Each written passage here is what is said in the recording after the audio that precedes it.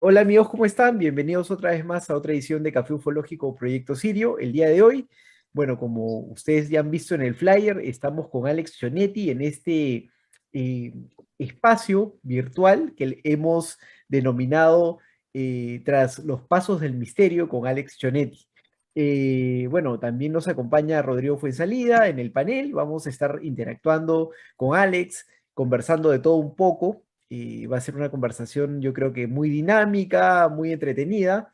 Vamos a preguntarle, eh, entre otras cosas, qué fue de su visita al Perú. Él estuvo, al parecer, haciendo investigaciones y ya nos va seguro a dar detalles de este tema y entre otras cosas más. Alex, ¿cómo estás? Bienvenido y bueno, seguramente toda la audiencia va a estar interesada en lo que nos vas a contar el día de hoy. ¿Cómo estás? Ok, un gusto, Richard y Rodrigo. Aquí estoy y sí, encantado de poder compartir mis experiencias y mis investigaciones con, con la nueva audiencia joven, ¿no? O sea, ya son muchos años y ya empiezan a pesar las experiencias. Es mejor vertirlas en libros finales antes de la desaparición del escenario dramático de, de nuestra existencia y dejar un poco un registro y dejar también ayudar a otros a encaminarse en este tema de los misterios de nunca acabar, ¿no? Así que adelante. Así es, Alex. Muchas gracias. Rodrigo, ¿cómo estás? Bienvenido. Muy bien, buenas noches Richard, buenas noches Alex, feliz de estar acá con mi amigo, aquí algunas aventuras interesantísimas. Alex es todo un acervo, es toda una biblioteca ufológica. Él viene de la época de Heineck, no era contemporáneo a Heineck, era más chiquitito, pero él trae Menos todo mal. este acervo, claro, discípulo de Heineck, trae todo el acervo de la ufología clásica, de los hombres que saben de ovnis, y de misterios también, de misterios arqueológicos, así que va a ser pero muy entretenido. Claro que sí, Rodrigo. Bueno, Alex, yo hace algún tiempo atrás vi algunas entrevistas tuyas donde se hablaba de tus visitas al Perú. Yo creo que nos cuentes un poco qué significa para ti el Perú. Eh, Sé que has estado por Marcahuasi, ¿no? Y de repente en algún otro lugar ¿no? Del enigmático Perú, ¿no? Cuéntanos un poquito de esto, Alex. Sí, bueno, en mi primer viaje, que fue en el año 81, que estaba más relacionado con tema ufológico, porque llego al Perú a través de una investigación que había comenzado en relación con el grupo Rama, ¿no? O sea, y con gente que estaba vinculada al grupo Rama ya desde Argentina, desde Buenos Aires y desde Mendoza, y eso me da la oportunidad de llegar por tierra al Perú, o sea, de Buenos Aires pasé a Chile y de Chile a lo largo de la Panamericana Uy, pudimos un entrar trayecto gigantesco, eh, ¿ah? porque en ese año 81 se supone que ya terminaba la fase importante y se iba a dar el contacto final, se iba a entregar los famosos libros, ¿no? De las vestiduras Libros blancas. de las vestiduras blancas, sí, exactamente.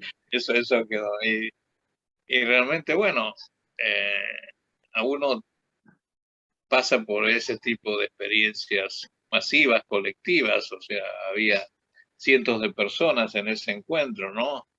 Y se da primero en Perú y después paso a Bolivia también para lo que era tener esa experiencia. En esa época se hablaba de recibir los cristales de cesio Ese y pasar el paso Sendra, era nombre toda cósmico.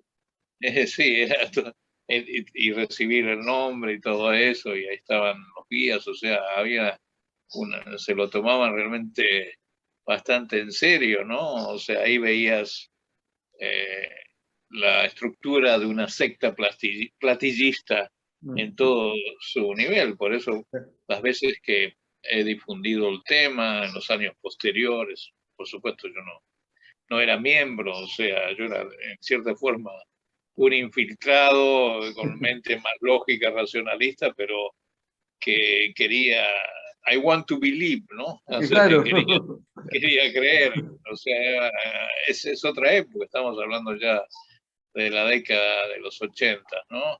Y bueno, y uno quería creer y quería investigar, y siempre dije, era el grupo Rama fue el grupo más extenso, más grande y longevo en la historia Sí, de la ufología, en la historia de la sociología, ¿no? sí, Y que ha continuado hasta ahora, ¿no? Desde los 70 hasta ahora, o sea que estamos hablando de medio siglo, ¿no? claro. Ya, o sea, y eso, bueno, eso me llevó al Perú y justamente para esa gente Marcahuasi era, digamos, la cúspide, ¿no? O sea, era el lugar de peregrinación y ascenso hacia, ese, digamos, mundo pasado que conectaba. Se hablaba de que era un centro, una zona caliente y todo eso. Igualmente yo ya me había introducido las teorías de Daniel Russo En el ruso. ya en esa época, antes de llegar al Perú y antes de subir la primera vez a Marcahuasi. Yo estaba en comunicación epistolar con Daniel Russo, que ya no vivía en el Perú, sino en México. Y realmente otro amigo me había intercambiado un libro ufológico por el libro, uno de los libros de Russo, y me había fascinado, ¿no? O sea que llegué a Marcahuasi más o menos sabiendo de qué se trataba y era diferente Claro. también mi aproximación con respecto a los otros ramas. O sea, la primera escalada la hice con un grupo de los ramas de Lima, del Perú, y, y esas mismas semanas y ese mismo mes subí varias veces, ¿no? Me acuerdo que la primera vez que ascendí me perdí y aparecí otra vez debajo. O sea, me caí, o sea, me descendí, me caí, fui resbalando y aparecí casi como 100 metros Oh.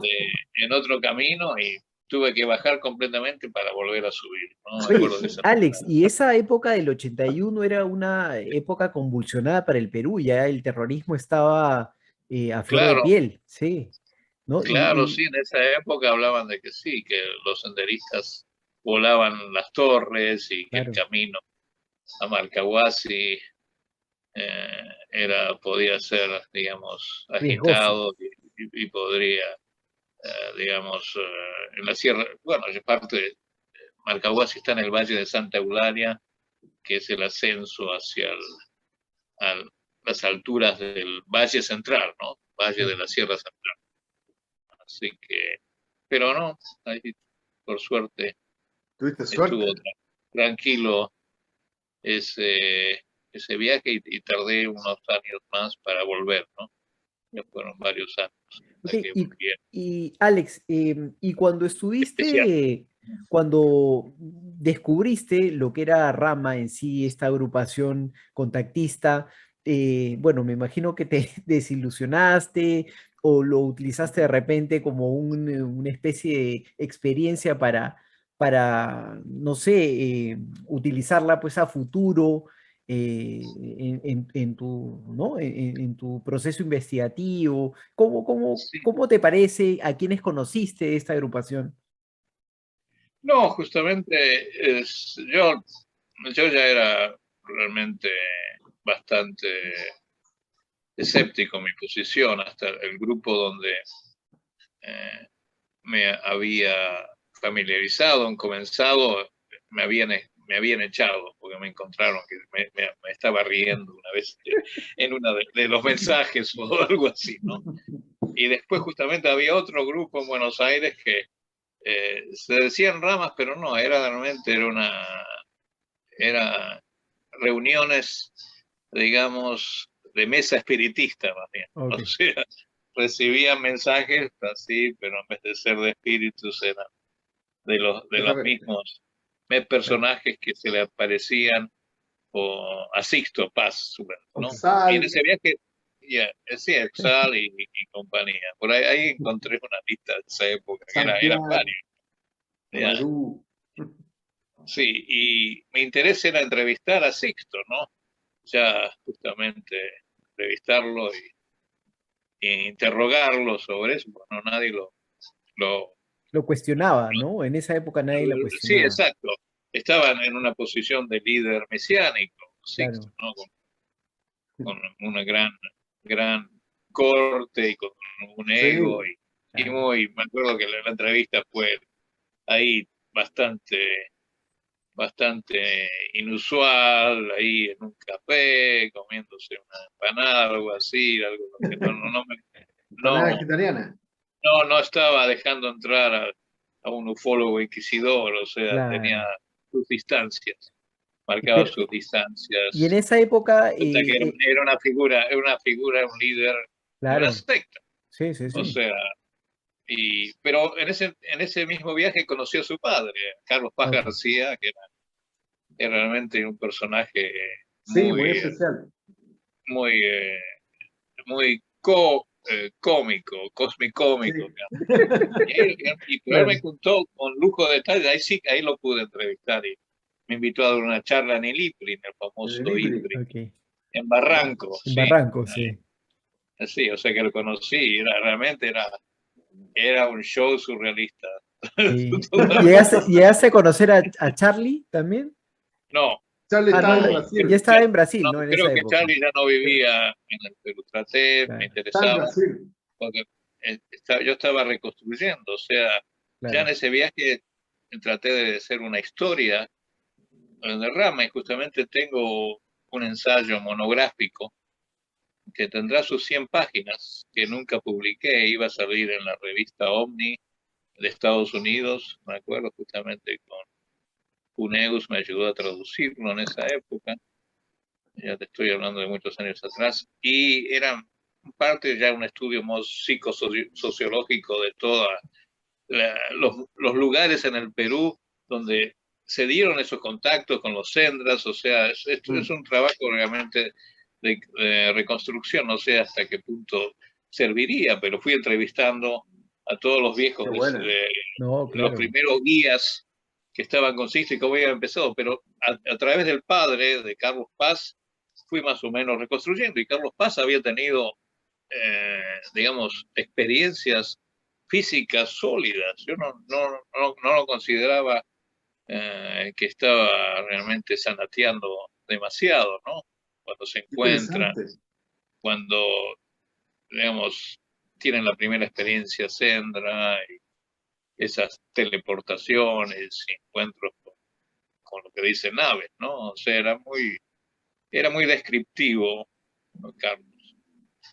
Pese a que a veces era difícil eh, interpretar lo que decía porque tenía un problema en la garganta, había tenido un accidente que le había afectado las cuerdas vocales y a veces no era muy fácil la comunicación, me acuerdo de eso, pero fueron momentos interesantes y sobre todo, bueno, esas descripciones que él me hizo, que también se las había hecho a Benítez años antes, bueno, coincidían que mostraban que algo sucedía en las arenas de Chilca, ¿no? Así Bien. es, ¿no? Un sitio enigmático.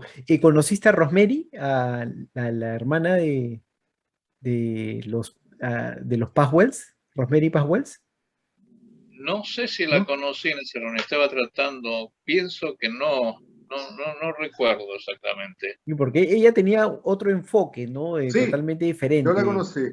Tú la llegaste a conocer. Sí, sí, Sí, sí. y me contó algunos secretos. Sí. Bueno, y nosotros sí hemos tenido contacto con Charlie, con Verónica ahora. Ella está en Canadá y bueno, le mandamos un saludo de todas maneras. un gran abrazo. Yo sé Una que gran persona. estaba pasando por un momento un poquito complicado en su vida, pero Sí. estas cosas seguramente van a pasar. Pero no, interesantísimo, Alex, lo que nos cuentas, esta historia, ¿no? Que te une con el Perú. ¿Algunos otros lugares de Perú que hayas visitado y que Sí, te hayan bueno, marcado? ese primer viaje, sí. eh, Viajé al interior, al norte, al este. Me interesaba mucho ya la arqueología costeña, como Chan Chan, y después más en el centro de la sierra, Chavín de Huantar. Ya, eh, zona, bueno, por supuesto, la zona de Titicaca, ¿no? Claro. Puno, que me llevó después a Tiahuanaco, ¿no? O sea que después fui a Bolivia, ¿no? O sea, la parte del camino del sur, la parte sur. Claro, Cusco y Machu Picchu. O sea, yo estuve una sola vez en Machu Picchu, fue en ese viaje, ¿no? O sea, Ya. y entrar por la zona de atrás y pasar unos días cuando Machu Picchu no estaba tan, ya era turística, pero no estaba tan turística como ahora, ¿no? Claro. Estamos hablando de 40 años atrás, ¿no? Sí. Y todo el Valle Sagrado, ¿no? Fue mi gran experiencia con las construcciones megalíticas, ¿no? De Sacsayhuamán y Ollantaytambo y Pisac, ya, que tardaría hasta una década atrás, pues cuando volví y estuve filmando, grabando para alienígenas ancestrales, ¿no? Y ahí aproveché a volver a los lugares que no veía por muchas décadas, ¿no? Y que había hecho ya de niño, ¿no? Y ahí, bueno, ahí empecé realmente a interesarme más, bueno, en la teoría, yo llamo de la cultura masma, ¿no? Que conectaba a ruso con los alienígenas ancestrales, ¿no?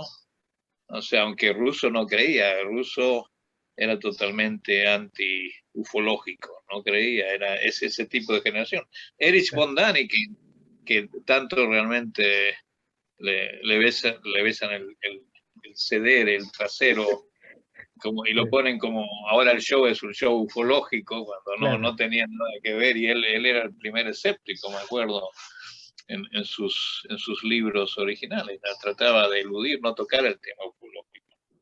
O Sí, sea, era como Sagan. O sea, sí, los claro. extraterrestres tuvieron el pasado, pero no pueden venir ahora. Bueno, si tuvieron el pasado, ¿por qué no ahora, no? O sea, era un gap académico, ¿no? Era un gap, digamos, de menor controversia, quedarse solo con el aspecto pasado y no tomar responsabilidad de lo que estaba pasando en los cielos de esa época, ¿no? Claro. Estamos hablando de la Pero década del 80.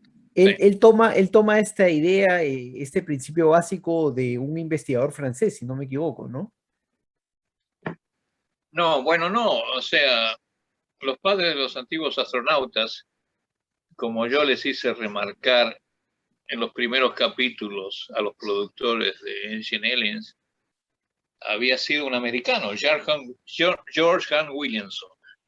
George Han Williamson era, digamos, un loco lindo que, digamos, trazó las líneas para ese realismo fantástico que cubría la ufología y la arqueología en la década del 50, ¿no? Es el primer también channeler, publica un libro a través de unas experiencias que tenía un grupo asociado de comunicarse con seres, digamos, extraplanetarios, ¿no? Incluso con Astar Sheran y estaba completo. Es el primero que habla de las líneas de Nazca como pistas de aterrizaje, Johan Williamson, en un libro que se llama Road in the Sky, Ruta en el Cielo, que los primeros dos, el primer capítulo sobre Marcahuasi y el segundo sobre las líneas de Nazca.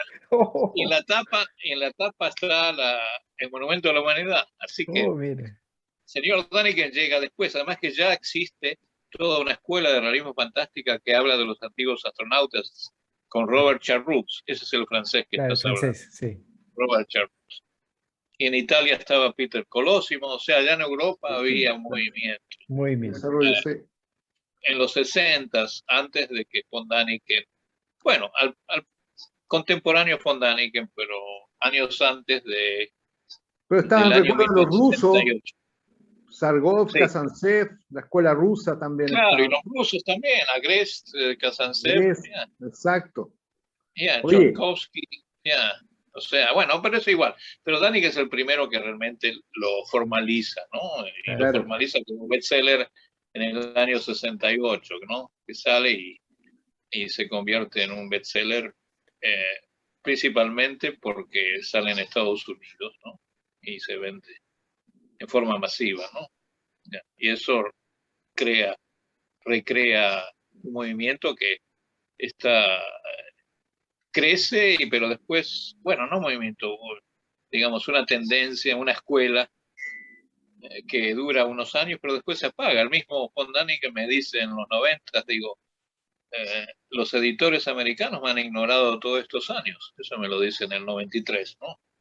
Que yo voy a la convención de los alienígenas ancestrales acá en Estados Unidos, en Las Vegas, y lo conozco a Fondani, ¿no? Y principalmente mi viaje era para entrevistarlo y sacarle la verdad que había pasado en Los Tallos, porque también el tema de la cueva de Los Tallos, nadie sabía toda la historieta y la cuestión era sacar, digamos, la verdad de su versión, ¿no? O sea, ¿y qué pasó? Nos vas a tener que contar.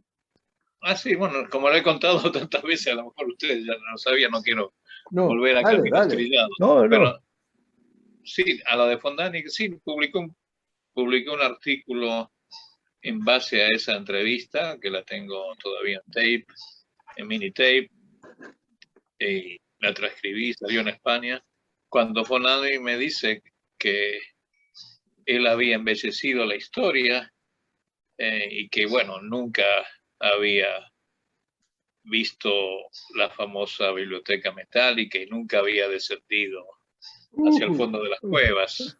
O sea, él realmente escribe otro bestseller que sale en el año 73, 74, 72, 73, 74 por ahí, y se convierte en otro bestseller porque vende como 20 millones de ejemplares y se llama The Gold of the Gods, el oro de los dioses, ¿no? Y que es principalmente sobre tallos, ¿no? O sea, sobre la cueva y sobre la perdida y nunca encontrada biblioteca metálica, ¿no?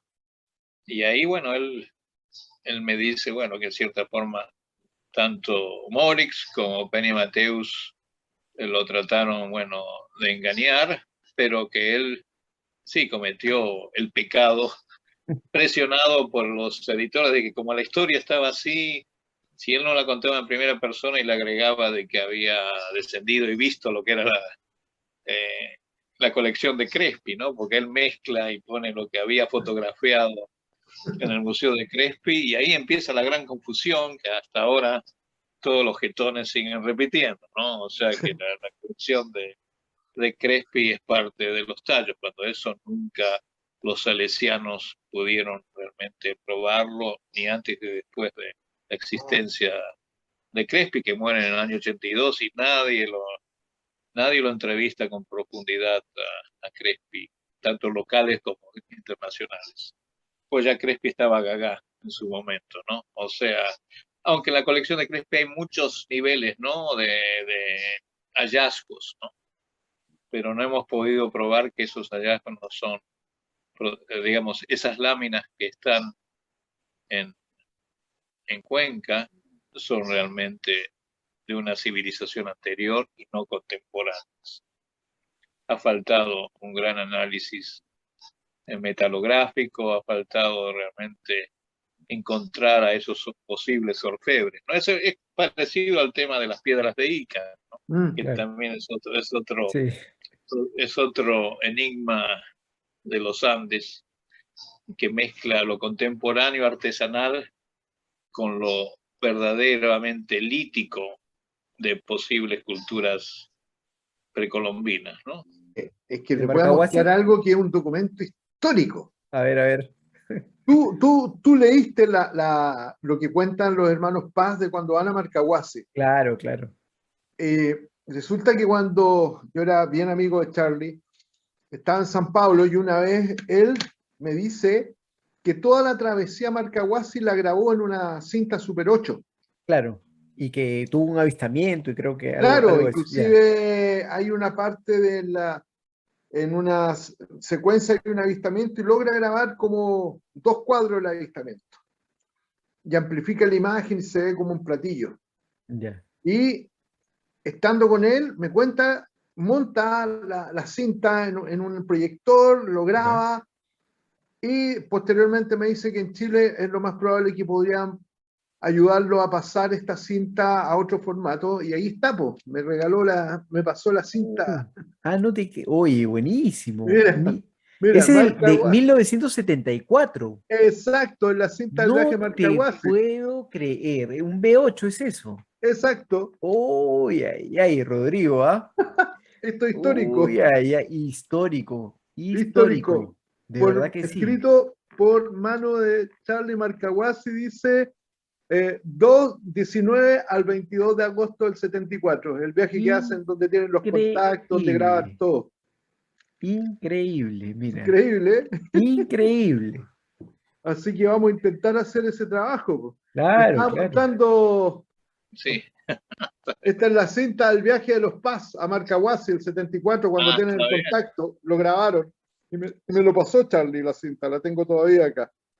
El Como de O sea que 19 museo. 22 de agosto del estaba filmado 74. en Super 8. Son Estaba filmado en transparentes. Super 8 y está grabado el pedacito donde aparece el ovni, está grabado acá. Ah, Yo lo vi, está en un cuadro y se ve una cosa como una lenteja con brillo metálico muy fuerte acá arriba, acá abajo oscuro y 2 como protuberancias, una protuberancia al centro y una pequeña protuberancia al costado. Es súper interesante. Así que pero vamos a... Mira. de día. Es un De día, registro de Claro, día. ese es diurna, el que se grabó de diurna. día. Claro. Ajá. Súper interesante. Claro, Sí, es histórico, ¿ah? Es Porque eso está histórico, desde el escrito viaje en, Marcahuasi de los claro, está Paz, escrito cuando tienen los en varios contactos. libros. En varios libros Exacto, está escrito, sí. sí, claro, sí. Benítez hablaba en su libro, ¿no? Escribía uno de sus capítulos, ¿no?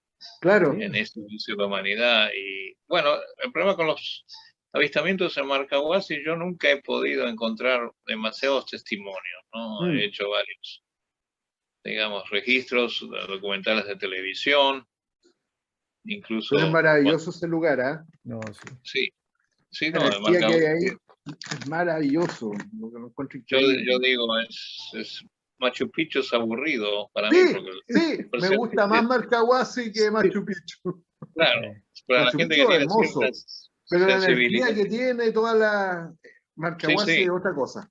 No, y sí, ahora no, el acceso es súper la fácil, meseta ¿ah? está viva, sí, Sí. la Sí, meseta es como si estuviera viva, ¿no? O viva, sea, como le exacto, estaba contando a Richard al principio, exacto. uno tiene una relación de amor y afecto, y ya es como realmente casi, digamos, la mujer desconocida, la meseta, ¿no? O sea, tal vez sea femenina, ¿no? O Claro, sea, y es una mujer arquetípica, ¿no? es Pero al verdad. principio no sabes si se está engañando o si realmente es lo que estás viendo o es una desilusión, ¿no? Porque yo, varios viajes yo eh, descendía decepcionado, digo, no, esta es casualidad de las rocas, yo me estoy alucinando, Ah. como el viejo ruso se alucinó también, yo tengo mucha imaginación como él tenía también, o sea, somos hombres de alta imaginación literaria, narrativa, o visual, o asociativa, nuestra función sensorial está conectada con esta naturaleza y salía decepcionado, pero me acuerdo un, eh, un viaje, caía la tarde, y ya había visto uno que se llama el perro de los Huancas, la formación, ¿no? Que se acá y aparecen los colmillos gris, son bien blancos y son digamos, el cálculo de probabilidades de que estas figuras sean naturales se empieza a minorar, ¿no? Y me acuerdo que vi la silueta del caballo, ¿no? Y era perfecto la silueta de la cresta del caballo y de la pieza del ajedrez del caballo, ¿no? Y él hablaba ruso de que había muchas figuras en estas civilizaciones megalíticas, como en Stonehenge, también de una figura. Y ese mismo caballo con esa silueta la encontré en Stonehenge, ¿no? Coincidían, ¿no? Pero ese caballo en el crepúsculo me dio el jaque mate, ¿no? Y después nunca más volví a dudar de que había una mano artificial que había esculpido o mejorado varias de las figuras, porque no se da en ningún otro bosque de piedra alrededor del mundo, sea en Europa, sea en Asia o en las Américas, que se concentren tantas figuras con elementos de simetría bilateral, ¿no? O sea, lo que llamo las esculturas ópticas con simetría bilateral, ¿no? Que se activan en los solsticios y en los equinoccios, como ayer. O sea, si vemos una figura un 21 de septiembre, va a tener cambios un 21 de junio, y va a tener también cambios un 21 de diciembre, ¿no? Y eso lo pude ver como, por ejemplo, he grabado en time lapse el león de la punta norte, ¿no? De Santa María, y es realmente, ahí se ilumina, como se ilumina el 21 de junio el ojo del Monumento a la Humanidad. Ah, Y ¿en serio? eso lo hizo con un fotógrafo Qué que me ayudó en la buena. primera fase del Tú- documental, Carlos Paz Bordone, un fotógrafo, camarógrafo limeño, que me ayudó a registrar, digamos, el 21 de junio, o sea, el solsticio, digamos, entre el límite de verano e invierno, que es al sur del Ecuador, ¿no? Más sería el solsticio invernal, ¿no? Y ahí el ojo del monumento se ilumina, ¿no? Por varias Wow. horas. Como así se ilumina Qué el buena. rostro del león, del jaguar, También. que era un animal venerado por varias cientos de años, miles de años, de generaciones que vivieron en el planeta, en esa región, entre la ceja de selva y la Sierra Central, ¿no? Qué Y buena. eso conecta también con otros analogías y hallazgos que hice en la zona de Tallos también, la zona de la ¿Te línea quedaste, te quedaste a dormir en la cabaña de Rousseau?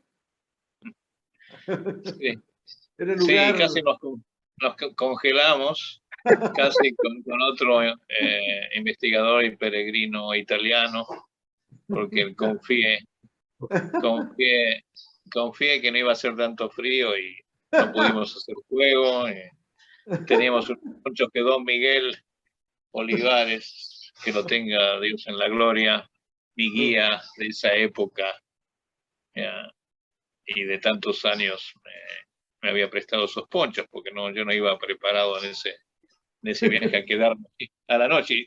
Y lamentablemente la cabaña ya la habían destruido, habían arrancado la puerta para hacer fuego y habían arrancado las ventanas de madera para hacer fuego también. O sea que no teníamos para hacer fuego. Nada. Teníamos un encendedor, me acuerdo, y unas pajas que ayer, pero ya te digo, terminamos abrazados con el italiano toda la noche para calentarnos en ambiente, ¿no? No era mi tipo. Qué buena, qué buena. No, esas anécdotas en Marcahuasi, ¿no? Hay varios Sí, chicos ahí en el grupo de Lima que, bueno, tienen hace último fueron a Marcahuasi, tuvieron unas experiencias ahí bien, bien graciosas.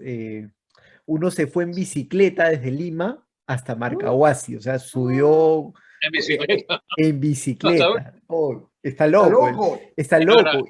no era bicicleta con motor, no tenía No, motor. no era una bicicleta ¡Oh! montañera, pues es que el tipo ¡Está hace loco! ciclismo, ahí tengo las fotos, los videos, y me cuentan que en algún momento, como él no se fue preparado para la noche, era justo 28 de julio y ahí está haciendo frío, él estaba con la licra de ciclista y eso es lo único que lo abrigaba. Y dice que el tipo estaba que se moría, se moría no del frío, no, una cosa, pero brutal. Tuvieron que abrigarlo, hacer el mismo, copiar la misma escena que vio Alex con el italiano, así, todos abrazados, así estuvieron. No, pero esas son cosas pues que pasan, ¿no? Justamente 28 de julio, fecha del aniversario patrio, es es el momento preciso para que toda la gente vaya para allá. Pues. Claro, en Siempre, fiestas patrias es... sí, siempre es Yo estuve, el lugar de encuentro, ¿no? yo estuve en un mes de agosto y me acuerdo que cuando dormí en la cabaña no nos dio frío. Estaba con un gran amigo, compañero de la universidad, el Billy. Lo que sí, que me acuerdo que nos fuimos a dormir tipín 11:30 de la noche y de repente despierto, descansadísimo, así como que ya no tenía más ganas de dormir. Lo único que quería pararme y veo la hora y eran las 2 de la mañana. Y mi amigo despierta igual. Sí, no sé si será problema de la altura, es probable que te influya, pero se nos quitó el sueño. A las 2 de la mañana lo único que queríamos es ya levantarnos y, ¿Qué pasa? no, Claro. y no, pues si tenéis que dormir. Estábamos así súper prendidos, así, oye, ¿cómo nos dormimos ahora? Estamos súper prendidos. Debe ser la altura, yo creo. Sí, ¿no? La Sí, no, la altura. altura, el soroche es súper fuerte. Sí, sí, sí. Estás a Sí, miles de metros y es muy difícil moverse también y filmar sobre todo, si tenés que grabar y pasar sí, varias horas caminando sobre el resto de la meseta. Si no te aclimatizás sí, eh, un día antes, un par de días, por eso tenés que llegar y descansar, por eso dormir eso. Claro. bien. O sea, si la gente va, tienen que estar bien abrigada y llevar carpas térmicas, porque hay una gran caída de la temperatura entre la noche y Sí, el día, cuando lo llaman lo que es el invierno, o incluso en el verano de la sierra, ¿no? O sea, yo claro. también, yo tuve varias insolaciones una vez Uh, bajando. Noche era frío, después cuando bajé me agarró Claro. un sunstroke, ¿no? Y me Sí, duró un par de días, ¿no? sí. pero el lugar, a mí me gustó Marcahuasi y el pueblito San Pedro de Casta, lo encuentro muy como monono, muy, muy especial. Ese Sí. pueblito como colonial, todas las Tiene, calles Sí, tiene su chiquitas. encanto, ¿no? Tiene su encanto San Pedro de Casta. Lo encontré muy especial. sí, ¿no? Y las esculturas que conectan, bueno, con figuras de otras civilizaciones, como la diosa Egipto, Tueris, la con Tueris. Egipto, con Egipto, Egipto, claro. ese muro, ese ya te digo, yo pasé tantos años analizando las fotos con análisis fotográfico para ver, encontrar la orientación del sol y todo eso, no lo puedes explicar, ¿no? O sea, esas figuras Mm, que tienen que ver con símbolos de fertilidad y que sí, la eso, situación Turis. se complica y sobre todo lo que es, digamos, uno encuentra como si fuera un arca de piedra, porque son la figura siempre con su hijo, o sea, Claro. con su, con su bebé, con su guagua. ¿Ves? O Sí, sea, tenés la tortuga con el pequeño, el caballo con su pequeña, o sea, sí, son todos símbolos de, digamos, de preservación, sí. símbolos de reproducción, símbolos, digamos, arquetipos y esculturas que tienen simetría, ¿no? O sea, donde hay una cara, tienes un ojo y una boca, eso no es casualidad de las rocas. Claro. Claro. O sea, Alex, ¿y tú has encontrado alguna relación entre Tallos y Marcahuasi? ¿O puede haber bueno, alguna conexión? con tallos, yo he sido defensor desde el primer momento de que en tallos tenemos dos capas, dos elementos principales.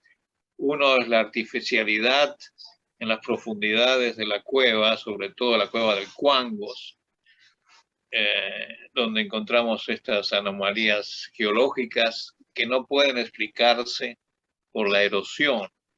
Por eso yo he sido uno de los que más ha desafiado la interpretación que tuvieron los ingleses en la expedición del 76, diciendo que era formación natural por la erosión fluvial, por la penetración del agua de los ríos cercanos, que eso es verdad, eso existe, se inundan, pero ciertas formas, por ejemplo, que separan las dos salas principales, dos o tres salas principales del sistema cavernario del Cuangos, muestran que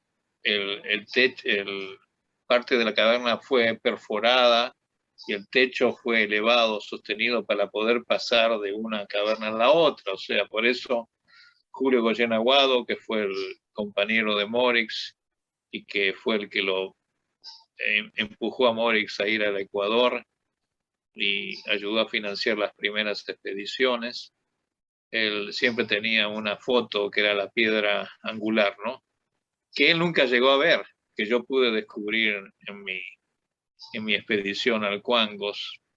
Y me acuerdo que yo les decía a los de mi equipo que yo no me voy de aquí hasta poder encontrar ese ángulo, porque si llego a poder, digamos, ver y fotografiar y medir esas piedras esquineras, eso probaría que hay una artificialidad.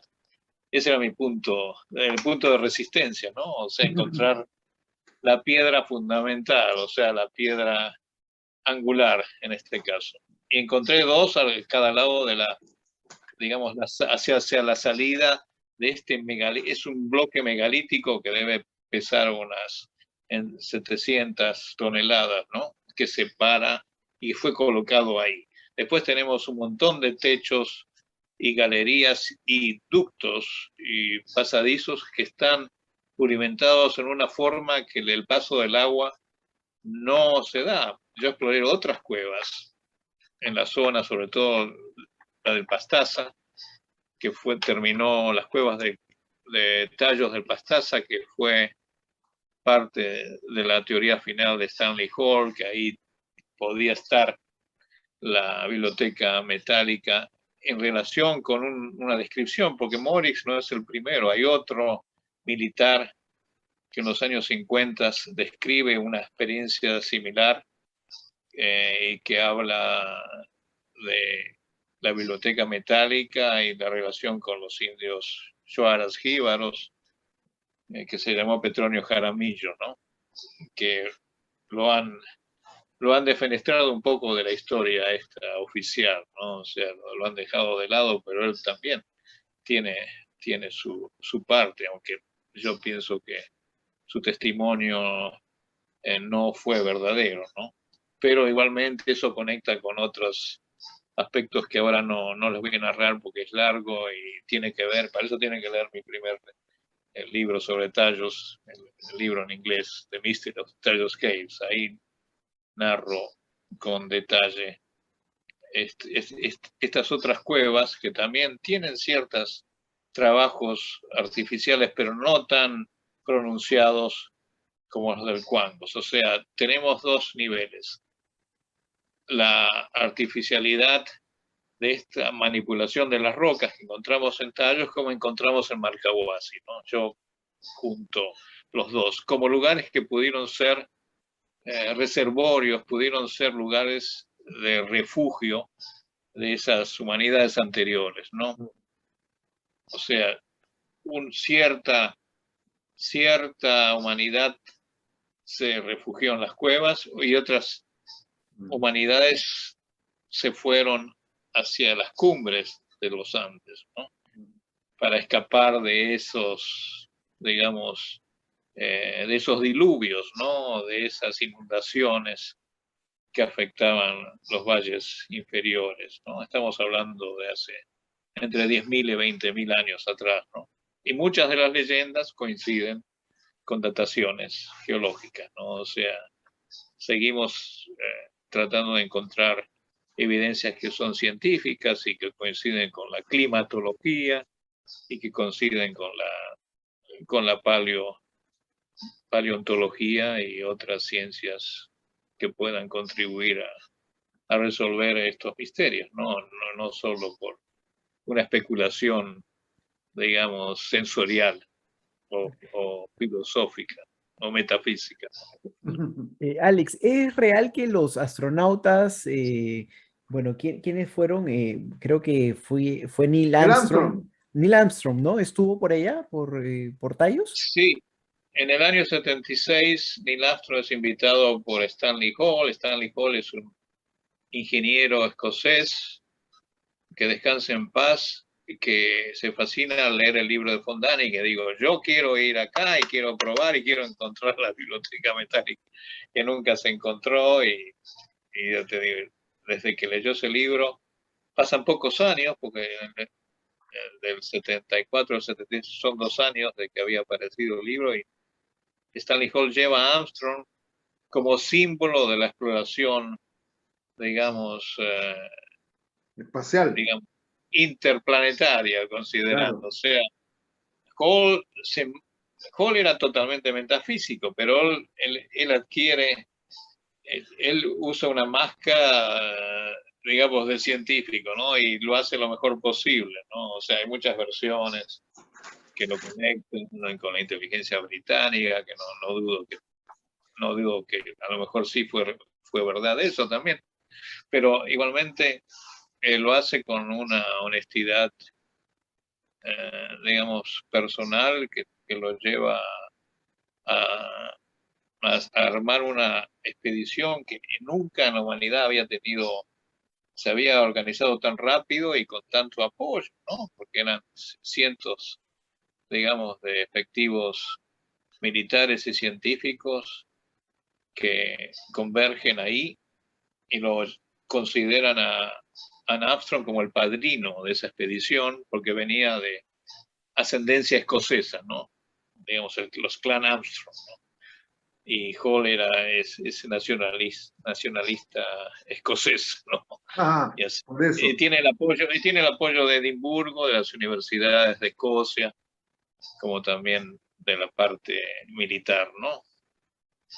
Por eso, y Armstrong, que ya estaba, digamos, en una vida más civil como consultor, son 7 años después que él pisa la luna y ya estaba semi-retirado, ¿no?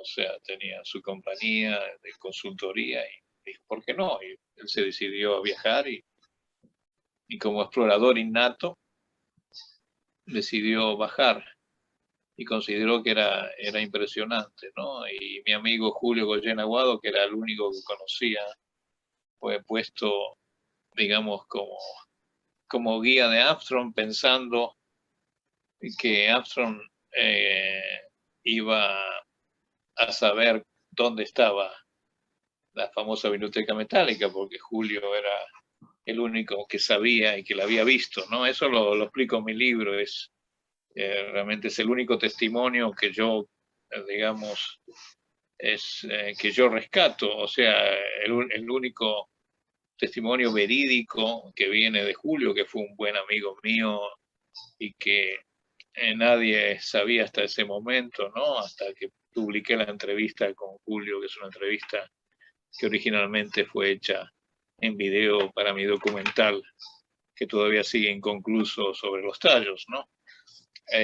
Y en ese momento, en ese giro, él nos cuenta con detalle todo lo relacionado con Armstrong, pensando que los ingleses lo estaban utilizando a él para que los guiara. Aunque esa cueva no es la cueva del tesoro, ¿no? O sea, todos han estado buscando la aguja en el pajar porque son más de 150 cuevas Oh. en el sistema y solo conocemos 3 o 4, ¿no? Todos van al mismo, todos van al mismo lugar. Al mismo lugar. O sea, como dicen, los arqueólogos siempre excavan en el mismo pozo, ¿no? Y eso es verdad. Bueno, me recordaste una anécdota que me contó un amigo arqueólogo que tuvo un encuentro con la secretaria de Juan Morix, creo que fue el año antepasado, que fue un encuentro... Secretaria. Ah, sí. Sí, Sí, ya sé que sí, la conocí. ¿la conociste? Y que él me contó, este arqueólogo, que en esta reunión, que era una reunión muy privada, ella rompió un secreto que le había prometido por 30 años Juan Morix, que le contó derechamente que Morix la llevó a ella y a no sé quién más a una de las tantas entradas de la Cueva de los Tallos, que no es la habitual, y esta señora le cuenta que pudo presenciar una mesa de piedra y unos sillones de piedra esculpidos, que eran enormes, gigantes, y que ahora cumplía con contarlo, tiene unos 80 y tantos años, ya pasó mucho tiempo, pero es decir, para revisar eso hay que hacer una exploración brutal, porque tú me dices ciento y tantas entradas. Sí, yo estaba atrás de la foto, se me decían que existía esa foto, ¿no? Ajá. Y a través de los amigos húngaros que Morix tiene, que vienen de Hungría y que la trae o reconecta en la última década de su vida, ¿no? O sea, esa foto no, finalmente uno de los hijos de este húngaro, que también muere trágicamente durante las exploraciones de las minas, que Morix descubre. Al final de su vida descubre una de las 2 minas de oro más importantes del Ecuador, Cumbaranzenam. Y siendo así, la trágica vida de Morris, que muere en total pobreza, total, ni tenía cambio en el bolsillo para su funeral. Esas minas son invadidas públicamente. Cuando se enteran, cientos de personas, eso ya es en la década del 80, invaden y quedaron invadidas hasta ahora, ¿no? O sea, es como hablar del Klondike, hablar del Yukon, ¿no? Claro. Cuando sucede la quiebra del oro y claro.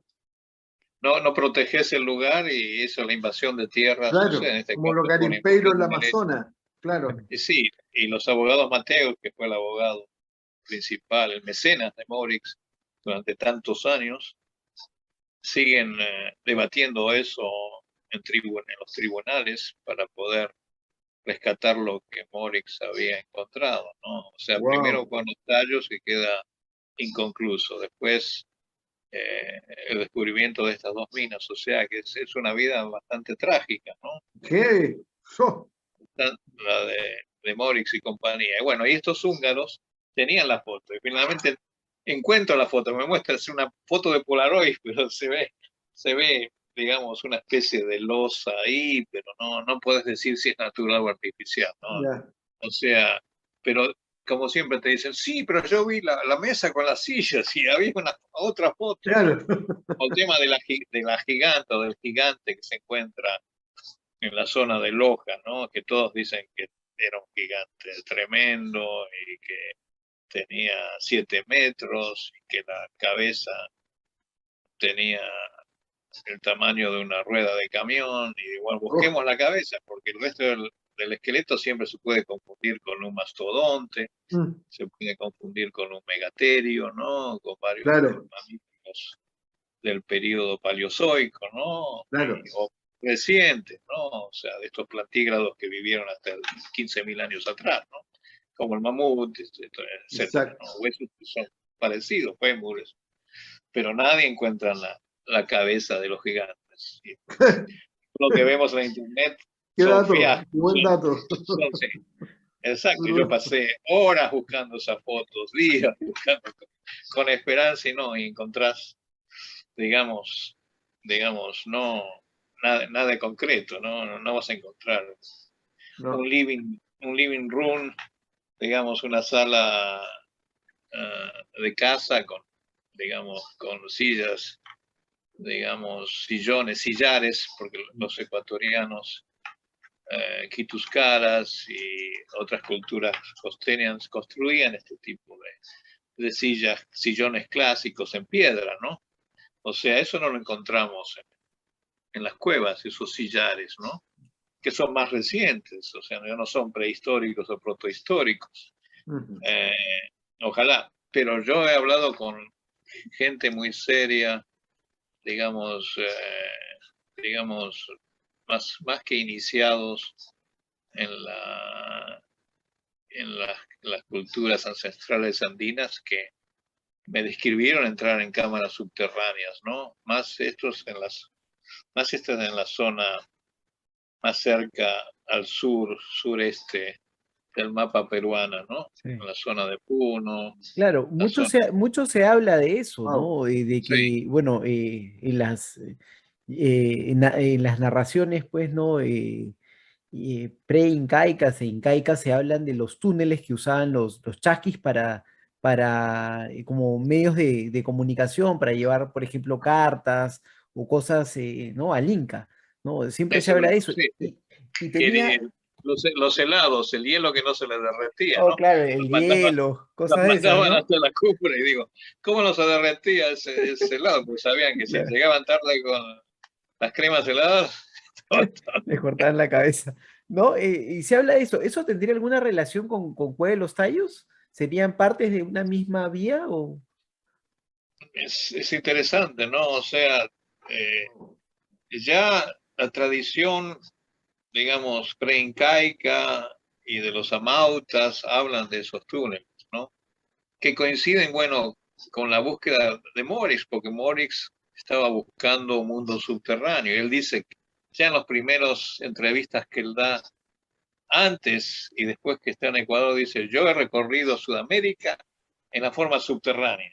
Ya, salí del norte argentino y penetré, aparecí en el Perú, así, algo así, ¿no? O sea, pasé como tomando un subterráneo desde Caracas hasta la estación Claro, pues. Pasco, a la estación Arequipa, ¿no? A la Claro. estación Un metro. Sí, Tierra Central. la Sí, exacto. mitología habla de esto, pues, ¿no? En Sí, realidad habla sí, o mucho sea, de estos sí, túneles que cruzan, pues, ¿no? El Claro, continente. el continente. Sí, ¿no? sí, Es bueno, yo increíble.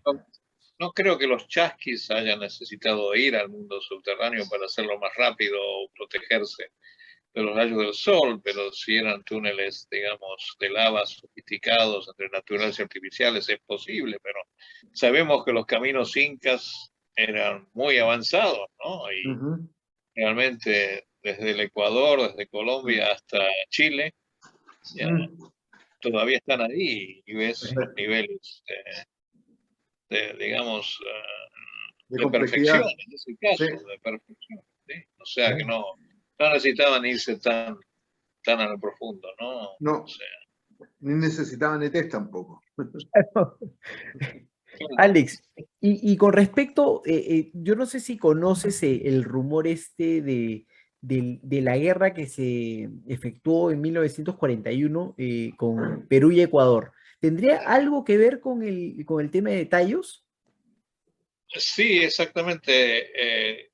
Los años 40, no sé si fue el 41 o el 47, en el trazado de límites, ¿no? Que Europa le dio más preferencia al Perú que a Ecuador y Ecuador empezó a perder terrenos eh, en gran cantidad, ¿no? No, no en ese periodo de los 40, pero con la guerra del Cenepa y Cenepa. digamos, la intromisión de Fujimori, pienso que sí, porque Fujimori sabía de estos temas. Fujimori estaba Claro, era interesado en el... esotérico. Fujimori es esotérico, de hecho. Exacto, Fujimori iba a Marcahuasi, habla que él había contribuido a construir parte del nuevo camino a Marcahuasi, lo dijo, y él dice también que había entrado de la parte peruana, hay un túnel que comunica con Tallos y que conecta al Perú y que salió. Pero también hay otra teoría que yo he estado, otro rescate que he hecho, ¿no? De las experiencias que tuvo un padre salesiano argentino que estaba en Madre de Dios. No sé si estará con vida, yo lo entrevisté varias veces, pero él decía que Fujimori se había robado el oro del Paititi, ¿no? O sea, porque Fujimori Oh, siempre estuvo interesado en el oro ancestral, ¿no? O Claro. sea, la cueva de los Tallos, como de la zona del, del Alto Urubamba, Madre de Dios, ¿no? O sea, que donde estaba la parroquia de, de Polentini, ¿no? O sea, él dice que sus feligreses le contaron que estaba lleno de chinitos, de japoneses, y que habían descendido en helicópteros sobre la zona que él nunca pudo llegar, porque era una zona ya muy agreste, como es esa zona río Paucartam, río Paucartam. Paucartam. Ya, y él no había podido, ya estaba grande y no hizo una expedición, pero él, bueno, me insistió y publicó un librito que justamente yo antes de mi primer viaje al Perú me lo había mandado, ¿no? Yo había estudiado con los salesianos y estaba esa relación y me mandó un pequeño librito que mostraba sus expediciones que ya las había hecho durante la década del 70, ¿no? Pero nunca había llegado hasta el lugar donde estarían minas, eran minas auríferas, pre-incas. Según él, Fujimori se enteró, mandó los helicópteros y antes de ser echado o terminar su apresurado parte final de su mandato, se robó el oro y el oro se lo llevó a Japón. Entonces el oro no se... Bueno, Bueno, pero, se habrá mandado a hacer una no, armadura, y algo de eso. la prensa limeña siempre ignoró a Polentini. Yo le conseguí una entrevista que finalmente otro periodista que finalmente falleció bastante trágicamente hace unos años atrás. Él logró colocar esa entrevista en la televisión peruana porque lo consideraban al salesiano, un salesiano, digamos, un sacerdote un poco, digamos, chiflado, ¿no? Que también lo consideraron a Crespi también, chiflado cuando hablas de estos temas, Claro. de una arqueología que los arqueólogos oficiales, en vez de investigar, la rechazan sin saber, sin escuchar la historia, ¿no? A priori. Yeah. Oh, mira. Así que ese es un tema. El Súper Dorado, el interesante. Paititi, Claro. Atahualpa, todo el tesoro de Atahualpa, Paititi coincide también. Son ecos, digamos, rumores legendarios que conectan, digamos, tallos con el tesoro de los Yanganates, por ejemplo, ¿no? Yanganates es una zona de Ecuador donde se supone que la gente de Atahualpa, cuando se enteran que Atahualpa ha sido ejecutado por Pizarro en Cajamarca, deciden destruir el oro, volcarlo en la zona del Sangay y en otras partes. Ese camino es un bosque, realmente es una zona terrible de niebla, digamos, de lluvias permanentes, es una especie, digamos, de semijungla serrana infernal, ¿no? Porque ahí una ceja de selva, ¿no? Toda inhóspita. Es una ceja, un cejón, digamos, bien peligroso, bien riesgoso, ¿no? Miserable, ¿no? Como que realmente, si alguien ha encontrado el tesoro, por ejemplo, los cazadores de tesoros nunca revelan nada, ¿no? Porque se están, digamos, la mayoría de las veces robando el patrimonio de las naciones. Y eso, ya te digo, los cazadores de tesoros están organizados así, y si encontraron realmente algo importante, nunca te vas a enterar, sobre todo en esta generación, va a tener que un 100 años y realmente tener suerte en encontrar datos que te confirmen. En este caso que hablaba del padre salesiano, te demostró que y los propios contemporáneos le han preguntado a Fujimori, señor Fujimori, ¿nos puede contar? Pues te aseguro que Fujimori va a decir algo relacionado, pero no te va a decir sí. Yo tengo una cuenta de banco con todo el oro fundido que encontraron en la zona de Madre de Dios. Oh, sí, bueno, esas cosas, ¿no? Fujimori también tuvo en algún momento un avistamiento ovni, ¿no? En la selva del Perú. Y bueno, esto es corroborado por los oficiales FAP que estuvieron con él. Y bueno, esto solamente quedó como anécdota, ¿no? Pero se le conoce a Alberto Fujimori que tenía, yo creo que gran interés por el tema esotérico, ¿no? No, de hecho, él iba a las lagunas estas del Alto Piura, donde era pues la cuna de los brujos, no recuerdo el nombre ahora, y él se hacía sus baños de florecimiento, se metía a la laguna helada, ¿no? Y bueno, ahí los chamanes venían y lo curaban. cosas de esas que, bueno, él era aficionado a estos temas, ¿no? De hecho que sí. Alex, y con respecto a bueno, vamos a cambiar de tema radicalmente, vamos a entrar ya lo que es la temática OVNI. Tú tuviste un acercamiento no, directo con uno de los padres de la ufología, ¿no? Que es Joseph Alex Hynek.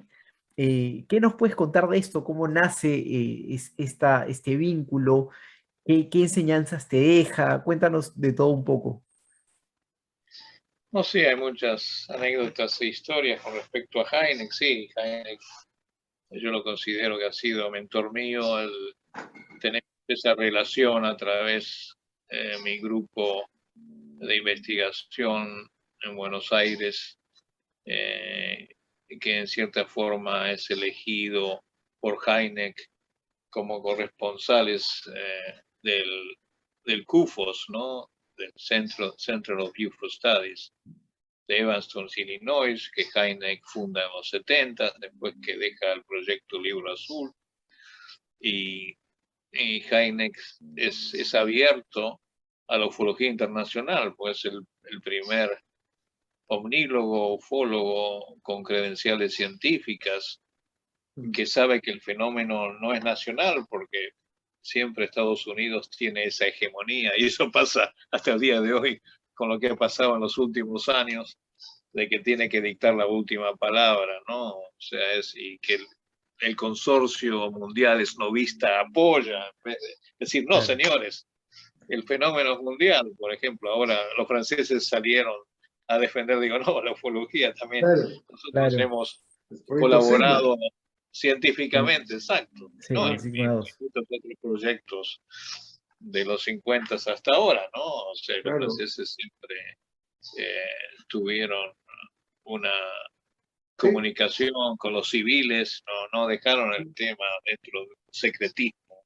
exacto, digamos, conspirativo, al contrario, exacto, siempre, incluso los medios de comunicación trataron el tema con una apertura, no se rieron como se ha reído es la verdad. prensa americana. Bueno, digamos, y Jaime, bueno, nosotros nos acercamos, eh, también creamos la versión castellana de la revista de Jaime, de la International UR. Nosotros sacábamos la revista UFO Press en esa Muy época, que era buena, ¿eh?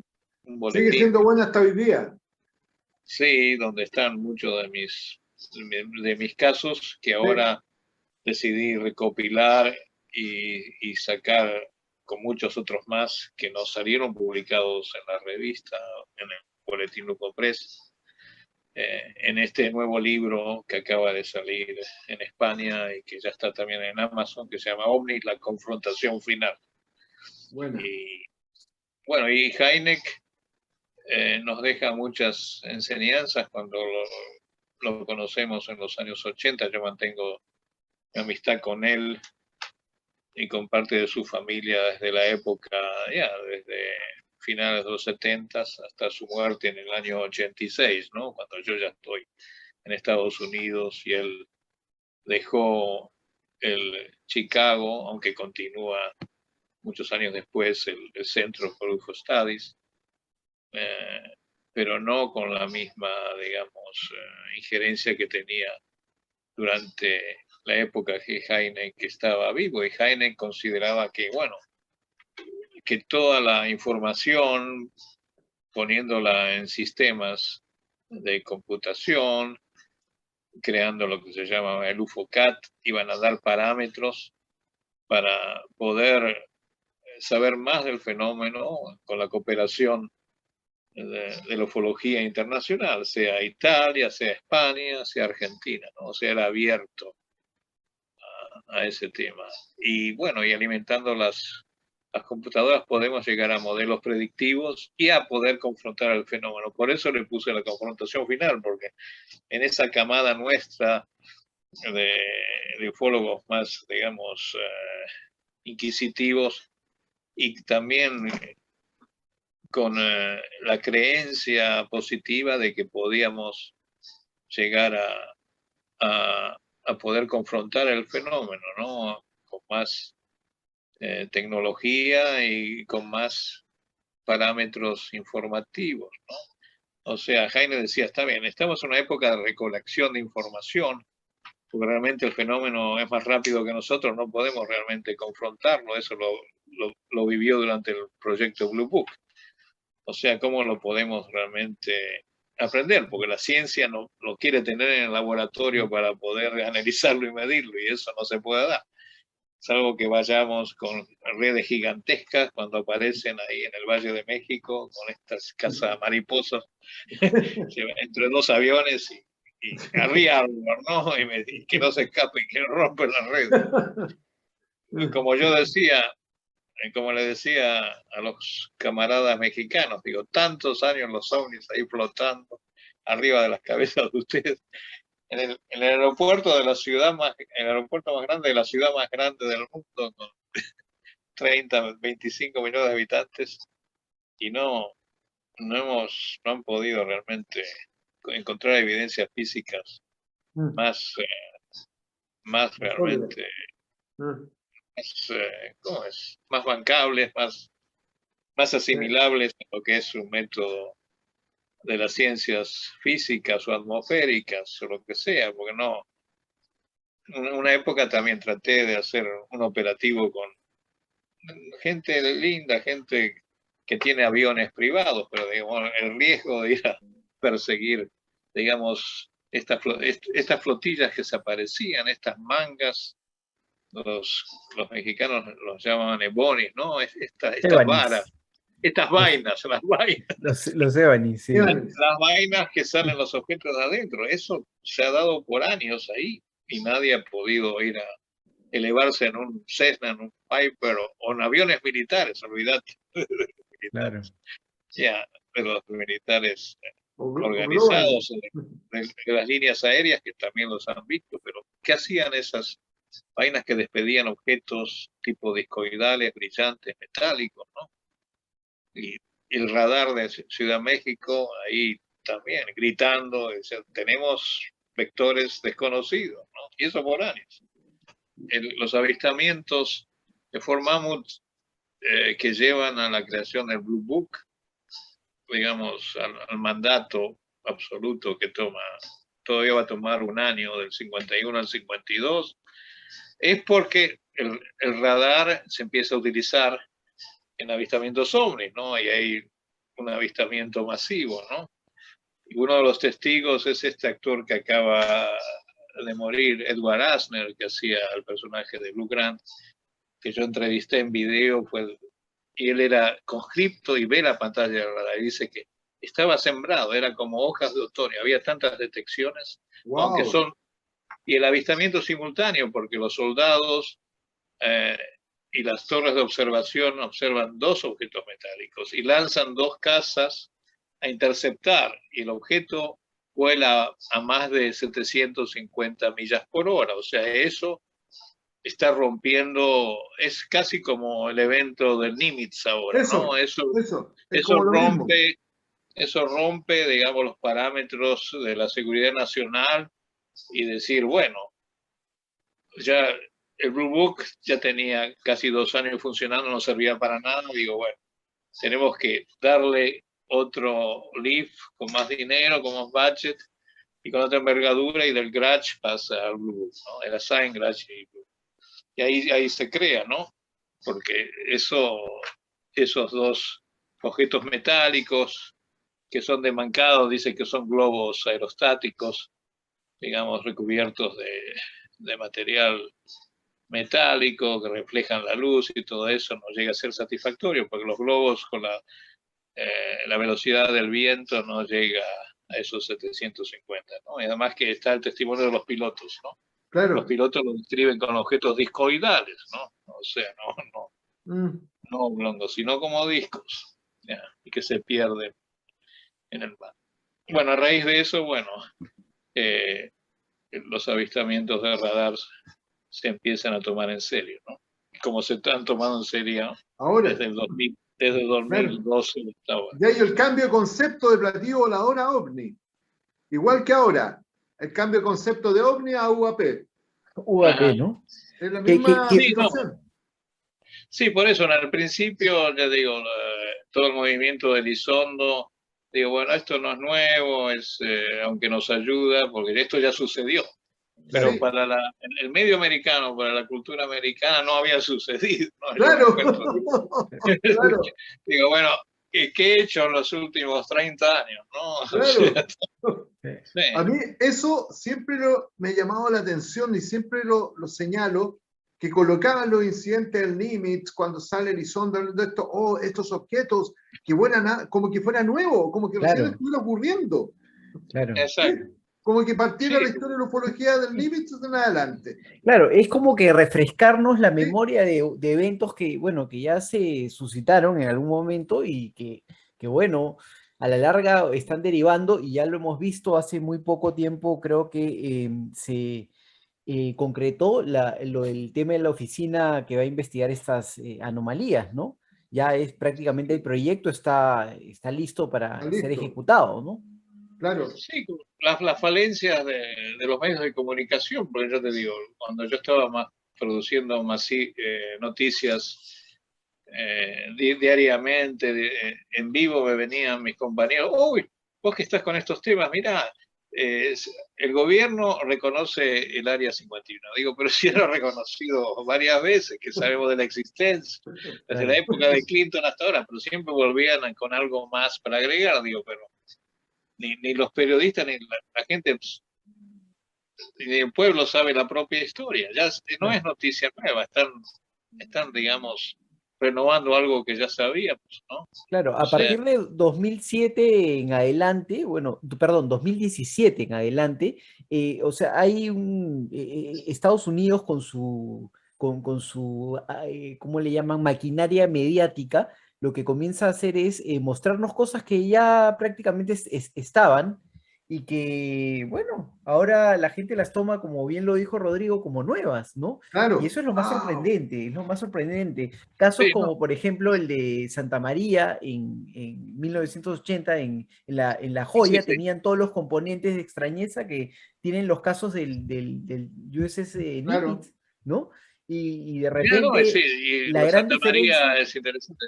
Sí, lo de sí, Santa sí, María, sí, que yo compartí tribunas en el Congreso de Desclasificación del 2013 en Washington, del Press Club, con él, claro, justamente los del lado, y con él representando Perú, yo representando a Argentina en ese momento. Y lo interesante de Santa María es que el objeto, que también se supone es detectado por el radar de la base, desaparece enfrente de él, ¿no? O sea, no vuela ni lo pierde de distancia, ni no se fuma, ¿no? Después que lo ametralló y después, claro, Claro, o ¿no? sea, como algo claro, que no es totalmente, que es físico y no es físico, ¿no? O claro, sea, Claro, y no es un claro. objeto, es algo que es de color así crema, ¿no?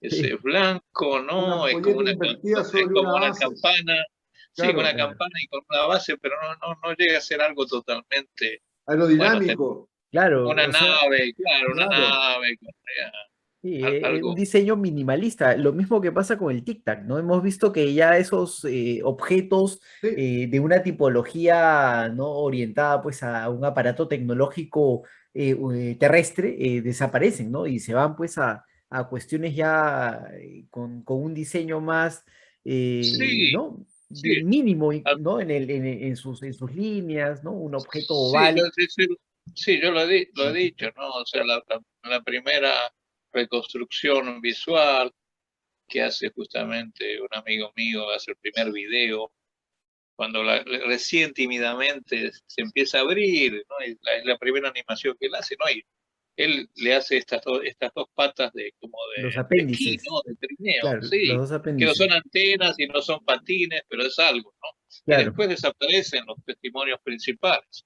Y claro. después acabo de ver un dibujo de un inglés en el que le puso un montón de ventanillas, de ojos de buey, y ya Claro, estamos ¿no? bien, ¿no?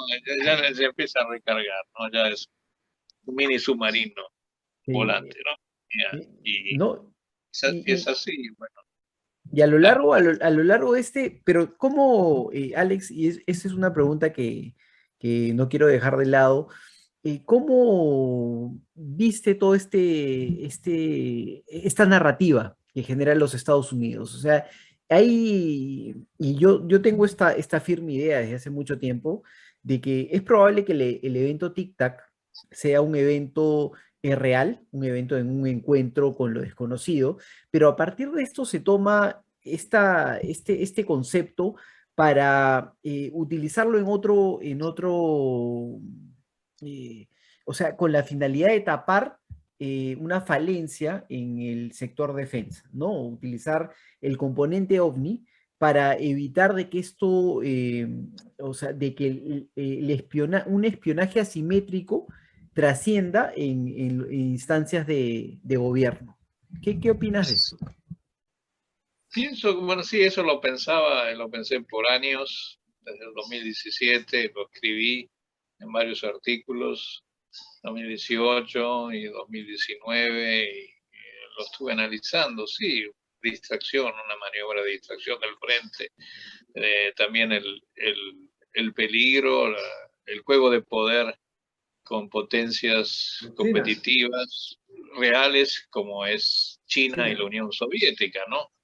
O sea, la presión está ahí y Estados Unidos siempre ha estado a la cabeza de los desarrollos aeronáuticos en relación con prototipos, ¿no? Que siempre han sido más veloces que lo conocido, ¿no? Y siempre han sido más avanzados, como toda la generación de stealths, ¿no? Que los stealths han confundido con otras oleadas y con avistamientos masivos de aviones triangulares en Europa y dentro de los Estados Unidos. Yo en California he investigado muchos casos que eran aviones triangulares que actuaban en forma realmente anómala a lo que es una aeronave típica o prototípica en este caso. O sea, siempre ha estado ese bache, esos límites, esa distancia entre saber si es realmente naves terrestres o ultraterrestres. O sea, esa duda siempre ha sido, hace más de 30, 40 años que sí, siempre se especula lo mismo. claro, ¿no? Y también, ¿no? Y si volvés a los recortes de prensa del 47, Es lo mismo. exacto, estamos sabiendo, eran los rusos que Claro, estaban, que Claro. venían, Y tú ves o que sea, en los escenarios de guerra claro. nunca aparecen esas cosas. Cuando se Pero, dice que es pero un ahora, prototipo, ahora la diferencia es que tenemos tecnología que se puede, por su configuración, se puede asemejar y que, bueno, sí, tenemos drones de configuraciones totalmente diferentes que se están poniendo ¿no? sí. En las zonas destinadas pues a ejercicios militares, se están probando tecnologías de este tipo que difícil y yo creo que fácilmente para el ojo más entrenado se pueden confundir. Hay un trabajo muy interesante de Taylor Rowey que hablaba de este tema, que relacionaba los avistamientos, estos supuestos avistamientos ovni, con una clara manifestación de una guerra electrónica asimétrica utilizando tecnología no muy costosa, ¿no? Drones que podrían ser de uso descartable, lo único que se necesitaba era ponerlos a prueba para que obtengan lecturas de los sí, sí. instrumentos electrónicos y que, bueno, es una de las hipótesis más plausibles dentro de todo este panorama. Sí, Bueno, eso sí. lo veo desde mi punto de vista, ¿no? Claro que Sí, no no, el año niego, pasado. Sí, no niego que sí, el Nimitz sea un incidente real, porque hay, bueno, un estudio detrás que me parece espectacular, que es el del SIU, y SU, sí. que, claro, pero a partir de eso, los incidentes que vienen a posteriori son un poco confusos, ¿no? Incluso los testimonios de los pilotos, en algunos de los casos, hablan de ¿no? avistamientos de elementos que uno de ellos era una patente de 1945, ¿no? Y que lo Claro, confunde con un ovni. claro. en las Sí, sí, fotografías estas que se dieron a conocer a posteriori eran todas súper dudosas. Sí, El sí. globo, Sí, sí, esos triángulos que más bien son aviones de línea, ¿no? O sea, son aviones comerciales. digamos, ese footage, ese pietaje que consigue George Knapp y se lo pasa al otro de la barba. O sea, es realmente, sí, que sean aviones, digamos, de línea, normales, es bien posible. Sí, los videos de Corbett. Yeah.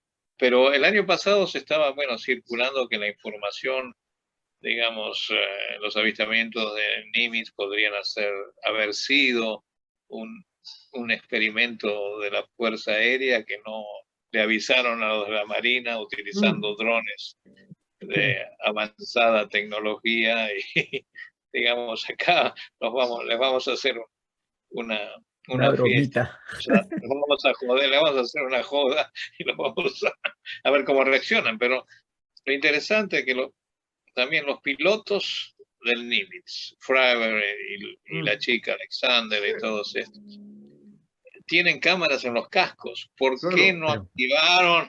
Sí. Pero si tengo entendido que existen más videos, dicen. Bueno, eso es lo que se sabe, ¿no? Claro, el informe LSU habla de que... Él dice que no lo activó, pero no sé si está presionado por, digamos, sus superiores de meterlo de alfombra, ¿no? Sí. Nosotros hicimos un programa con la chica esta y también hicimos un programa con el radarista. Y en ambos casos uno de ellos, ¿no? que existían mayores videos. Inclusive el radarista nos dijo que el tema de los ovnis, esos vistos con el Nimitz, ellos ya en radar hace días que estaban dando vueltas en una zona que era como continua la aparición de ese tipo de cosas. Durante una semana se vieron más de 100 objetos, o sea, eso es un detalle que está en el informe de las 179 páginas del SIU, y que bueno, fueron registrados con los aparatos, los instrumentos y todo esto. Entonces el día pico fue el 14 de noviembre, creo, ¿no? Del 2004. Donde pues se produjo el incidente. La información que desapareció, sí, yo estaba en ese programa de Fernando, sí, con el radarista, y que bueno, que había versiones también más claras de la grabación del tic-tac y todo eso, ¿no? Pero no sabemos, Fravor no sé si ahí sabemos si mintió o no pudo decir que las grabaron con el casco, ¿no? O sea, me acuerdo que sí, le pedí a Fernando preguntarle a Alexander si ella tuvo la oportunidad de usar las cámaras, el camcorder del casco, ¿no? Del Pro, Pro. Y ese detalle es bueno, significativo porque, perdón, quiero conocer un poco tu opinión con relación a Bigelow, ¿no? Si en este video, el FLIR One, que fue el primer video que saca a la luz todas estas interacciones, fue de alguna manera descubierto en un servidor en desuso, que era el Wayback Machine, que lo estaba utilizando una empresa, Vision Unlimited, creo, una empresa alemana, ¿no? Que bueno, que también para hacer un poco más conspirativa esta afirmación que te voy a lanzar, lo utilizaba el NIT en su momento. El NIT de Robert Bigelow utilizaba el mismo servidor, Wayback Machine, para alojar su página web.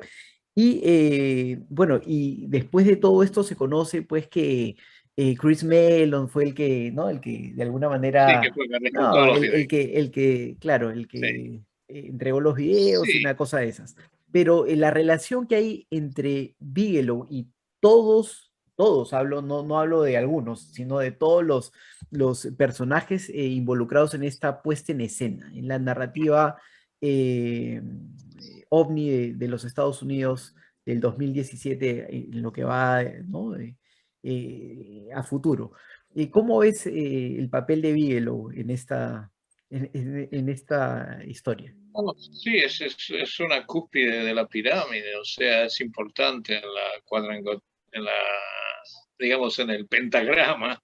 El pentagrama sería el símbolo más adecuado para hablar de la complicación del pentáculo, ¿no? De las 5 puntas, ¿no? Porque está George Knapp, está Bigelow, está el senador, está, o sea, Washington, la política de Washington, y bueno, los otros menores vértices, la Stars Academy, pero sí, Bigelow es un eje importante, ¿no? O sea, de la versión, el rumor de que Elizondo estuvo trabajando para Bigelow puede ser cierta desde el 2014 hasta el 2017, es el 2012 hasta el 17. Es bien posible, ¿no? O sea, Bigelow es una persona excéntrica, tiene su parte idealista, pero es una persona que hay que tener cuidado también, ¿no? Porque son realmente, son moguls, son, digamos, no mogólicos, moguls, o sea, son empresarios, digamos, que buscan poder, y Bigelow cerró su compañía aeroespacial porque lo vio competitivo, no podía competir, digamos, con SpaceX Bezos. y con Virgin Galactic y por Blue eso, Origins. Con los otros tres. Blue Origins. Claro, y por eso viró su esfuerzo ahora a hacer su Instituto de la Conciencia, se fue por otro lado. Claro. Sí, se fue con el tema, pienso que tiene un interés de saber qué pasa con la vida después de la vida o vida después de la muerte. Claro, o sea, hay una búsqueda genuina. Sí. Digo, yo tengo versiones contradictorias que dicen que él, a raíz de la promesa que le hizo a su hijo, claro. eso no sé hasta qué punto es verdad o no, porque ¿De él qué murió el hijo? no un sé, accidente, creo, ¿no? Creo que fue un accidente. No sé si esa versión realmente es eso, o porque él dice que ya había interés en su familia por el tema sobrenatural, ¿no? Pero igualmente sí, lo ha hecho bien. Yo con el NITS me acerqué, le di el libro de Quintanilla para editar. Realmente ¿Con Kelleher? Con Cole Kelleher también, y no pude desarrollar ningún proyecto de investigación. Yo traté de que ellos, por ejemplo, se interesaran en el 2002 en la gran epidemia de mutilaciones de ganado y, por ejemplo, ayudaran a la Simondini a seguir investigando lo que estaban haciendo muy bien con respecto al tema de las mutilaciones en ese momento, ¿no? Y me ignoraron totalmente, no les dio importancia a que había una verdadera pandemia, vacuna en Argentina, y esa epidemia de mutilaciones de ganado, esa información, si se hubiera investigado con mayor asistencia técnica del grupo, porque ellos estaban investigando las mutilaciones en esos años en el rancho, ¿no? Claro. Y en la zona de Utah y Colorado, ¿no? Se hubiera venido perfecto, pero Bigelow nunca se acercó, nunca. Cuando le di el libro de las memorias de Quintanilla que publicaron, hicieron una primera edición que después apareció pirateada con el nombre del NITS, y eso no pude resolver ese misterio todavía, y me quedó realmente bastante la paja en el ojo desde esa época. Y digamos, Bigelow siempre ha sido un tipo muy cerrado, incluso con Kelleher, que le había pedido hacer una entrevista a Bigelow ya hace 20 años atrás, me la negó, ya, pensando que yo estaba colaborando con su parte editorial, no me dio ninguna entrevista. El mismo Con Kelleher me dijo, no te puedo dar una entrevista porque yo soy empleado, digamos, director de investigaciones, y no, NITS, ya no existía el NITS. El NITS ya está. ¿VAS? De Bigelow Aerospace. Bigelow Aerospace. En la segunda etapa del VAS, ¿no? Sí, bueno, igualmente, estaba bajo digamos, bajo el la paraguas batuta de Bigelow Aerospace. Era el Bigelow. No, o sea que no me daba ninguna entrevista de ningún tipo, ¿no? O sea, pero cuando le inquirí, bueno, ¿qué pasa? ¿Por qué siguen vendiendo el libro que yo mantengo los derechos, ¿no? Y me dijo, no, no somos nosotros, qué sé yo. Realmente no me dio una explicación clara de que a este punto. Ya te digo, por ahí también estaba metido John Alexander, que también me había convencido de darles el libro en forma gratuita, y eso realmente me sigue molestando. Pero, ya, pero no vi que no eran abiertos, que eran muy cerrados, digamos, con Sí. investigadores que, pese a estar en Estados Unidos, digamos, son de otra procedencia, ¿no? O sea, Claro, lo mantenía como la gran escuelitas, el colegio invisible, colegio ¿no? Y ese es invisible, el ¿no? miedo, ese es mi temor, que se vuelvan más colegios invisibles y sectas científicas de que vayan a acaparar la información que puedan sacar de, digamos, de los avistamientos militares. O sea, la gente de la Marina ha sido bastante honesta de salir del closet, Sí. son gente bastante transparente. Sí. Yeah. Y muchos también de la Fuerza Aérea han sido así también, pero ahí están, las tres armas están metidas ahora, digamos, intercambiando y ver quién es más Bueno, poderoso. claro, pero, La Marina está más organizada que la Fuerza sí. Aérea. O Ah, de sea, hecho, sí. Pero hay un detalle ahí que también creo que es importante, que es el tema de los presupuestos, ¿no? Ahora se están desviando presupuestos para la Fuerza Espacial, ¿no? Ya le van a quitar peso, por ejemplo, al Air Force, a la NASA incluso también le van a quitar peso. Por eso que la NASA salió, Bill Nelson salió a decir, no, estamos interesados en los UAP, Claro. queremos, ¿no? Queremos la nuestra. Tenemos los exacto, sí. satélites. Sí, Sí, sí, todo sí, el la mundo NASA quiere... oficialmente Ya, pues. siempre rechazó el tema. No, los científicos de la NASA siempre estuvieron interesados, ¿no? Si no hay plata al frente, estás arriesgando tu trabajo. Lo mismo que sucede con los pilotos de línea, que siempre se han quedado en retaguardia y no comentado lo Oye, que van bien. ¿qué de John Schwessler? ¿Cómo? Buena pregunta. John De John Schwessler. Schwessler, ¿qué fue de él? No, no tengo datos. Hace tiempo que no escucho nada de él. ¿Y Robert No. Nathan murió ya? Sí, murió hace varios años. Ya. Sí, ya. Estaba buscando secreto de la juventud, Sí. de cómo detener. Pero Pero Schwessler, no le fue tan bien. No le fue tan bien. sí, Schwessler, Ballet y Bigelow eran el tridente, ¿no? Claro, sí. Aquellos que estaban, que eran los Schwessler pesos pesados, ¿no? Estuvo vinculado a mí. Sí, y Ballet también, pero no decía mucho. Claro. Ballet siempre estuvo metido en todos y en todas. Sí. Estuvo picoteando en todos los gallineros posibles y por haber en este tema, no quedó. Sí, bueno. Bueno, interesante todo Quedó. esto. Cuéntanos sobre el libro. ¿Tú tienes otro libro que es Mundos Paralelos, si no me equivoco? Claro, esta misma editorial Matrioska publicó una nueva versión, ya había salido una versión aniversario en Argentina con la editorial Flying Saucer Disc, Flying Disc Press, digo, en el 2019, se cumplían 40 años de Mundos Paralelos, volvió a salir una nueva edición en España este año, corregida y aumentada y con nuevos prólogos, y ahora sale la confrontación final, Omnis, la confrontación final.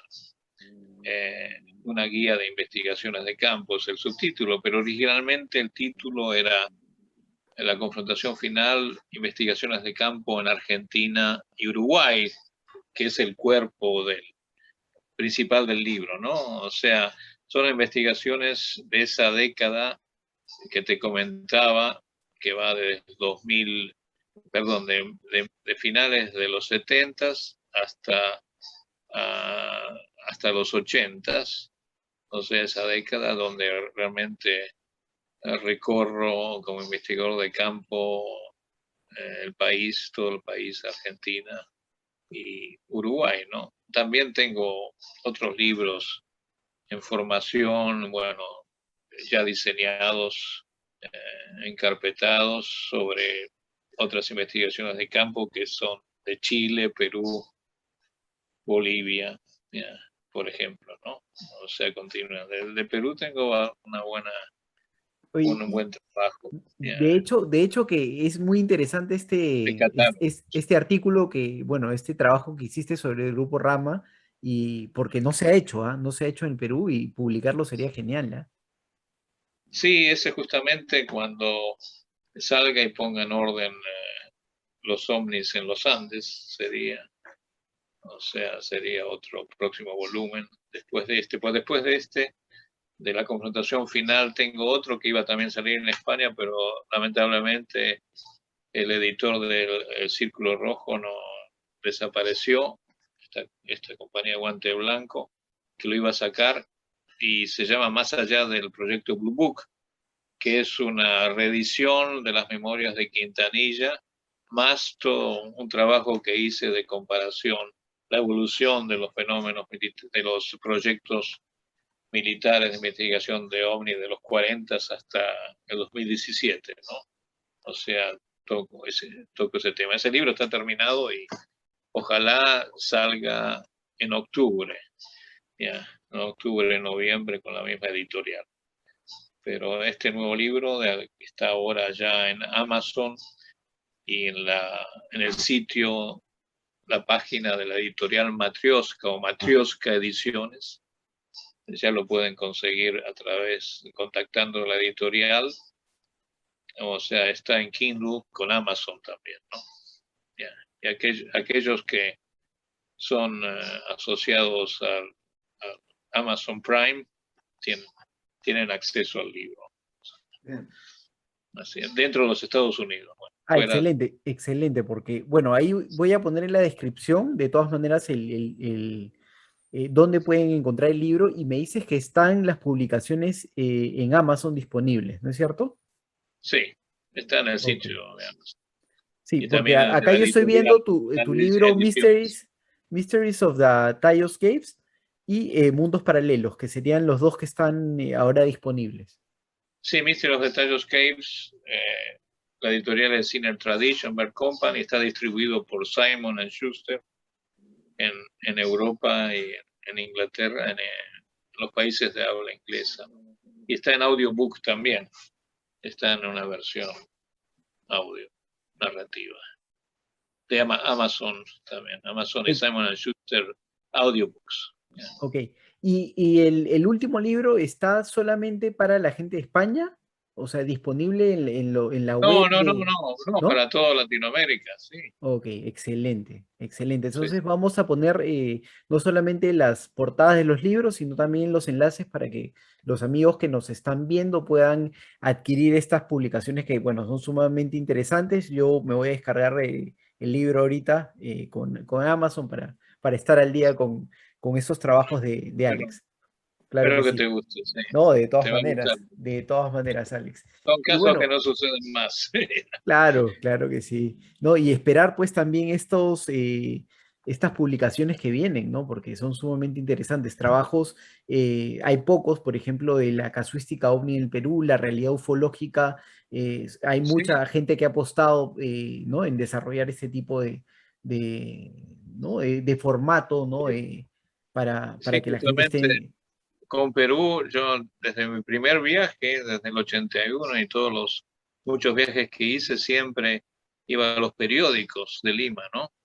Al Comercio y a otros más, y tenían una colección buenísima al Comercio de recortes, ¿no? En sobres recortados, y ahí los fotocopié, tomaba nota, pude reconstruir la ufología peruana, y siempre dijo, ojalá que alguien continúe y que alguien realmente, siempre hablé con los encargados de los archivos del Comercio, digo, ustedes tendrían que preservar eso, ¿no? Y fotocopiar, porque encontré artículos bien interesantes y de casos que son desconocidos y que ninguno investigó, pero les llegó a los miembros de la prensa, ¿no?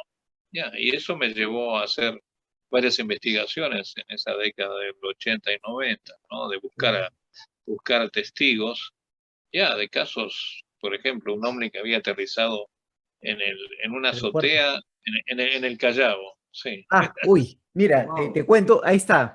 ¿Te acuerdas, Rodrigo, que hablamos con Verónica de ese caso?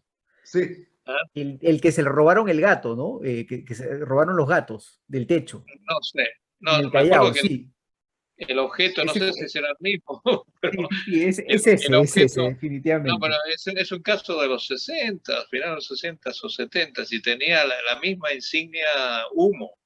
Era qué interesante. buena. Sí, Bueno, es un caso. ese detalle sí no lo tenía, ¿ah? Pero es un caso que yo se lo hice, se lo hice saber a Charlie cuando estuve hablando a Verónica, cuando estuve hablando con ella la última vez, y me dijo que se acordaba de ese caso, que fue a investigarlo con su papá en el Callao, y bueno, y yo tengo un audio de uno de Ajá. los testigos donde menciona que el objeto se aterrizó en la casa.